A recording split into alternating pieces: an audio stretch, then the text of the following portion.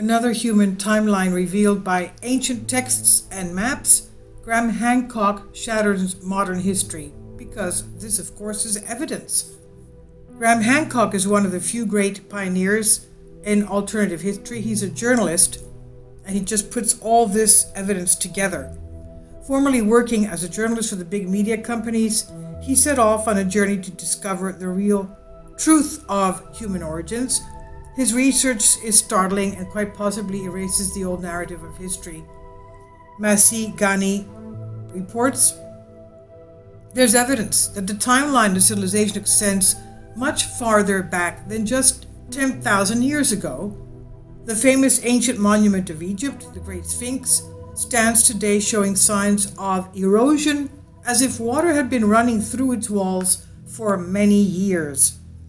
Of course, this means that there had to have been long periods of rainfall in the Sahara Desert at the time it was built, as water must have been touching it long enough to cause all this erosion seen on the Sphinx. There's been almost no rain in the desert for the past 5,000 years. Was the Sphinx perhaps built at a much earlier time, like right after the Ice Age when the climate was drastically different? We find other evidence of older civilizations across the world. For example, in western coast of Turkey, Göbekli Tepe, the monument in Turkey which dates back to approximately 11,000 to 12,000 years ago.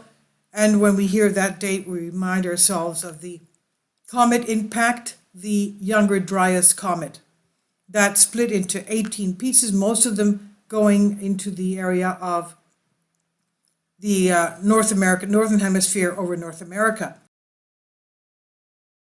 Kindly support my Patreon account since YouTube has again demonetized my YouTube channel.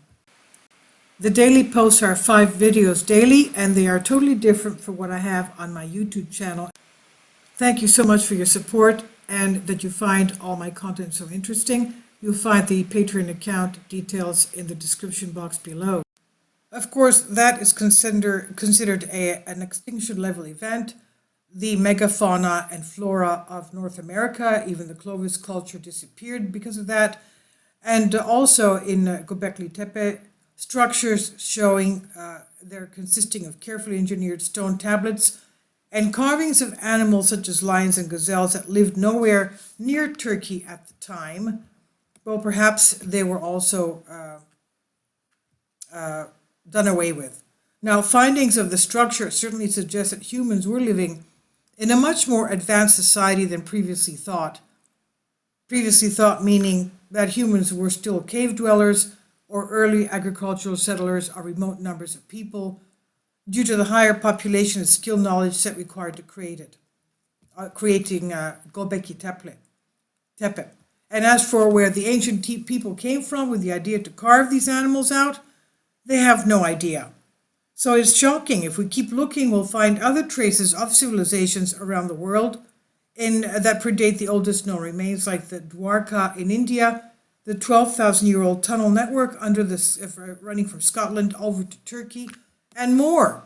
So who built all these underground networks running throughout the continent of Europe? From Scotland to Turkey, can you imagine? These civilizations even stood out for their cultural advancement. Most remarkable is the Piri Reis map.